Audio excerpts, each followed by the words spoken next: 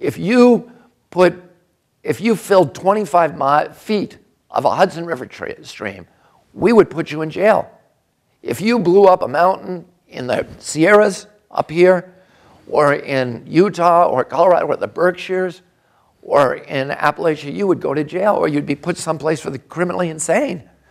But in Appalachia, they're able to cut down 500 mountains, and it's all illegal. And they've been able to bury not 25 feet of streams, but 2,500 miles of rivers and streams. And they do it by subverting democracy. And by hiding what they're doing from the public. Because what they're doing is illegal. You saw me ask Bill Rainey, who's the head of the Coal Association, and I asked the same thing in a debate last year with the head of the CEO of Massey Coal. I said to him, you've had, by your own records, 67,000 violations in 5 years, and tens of thousands of violations of other mining and safety laws. Can you make a profit in your industry without breaking the law? And he said no. He acknowledged he does operate a criminal enterprise.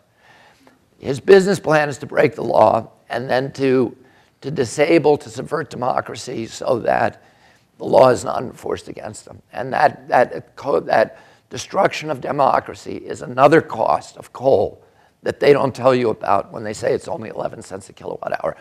We give to the oil industry $1.3 trillion in subsidies every year.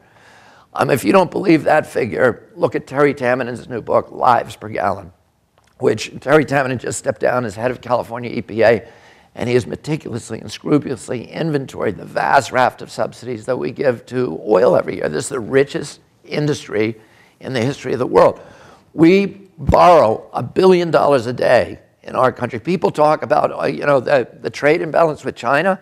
Well, that's nothing compared to the trade imbalance with the oil countries.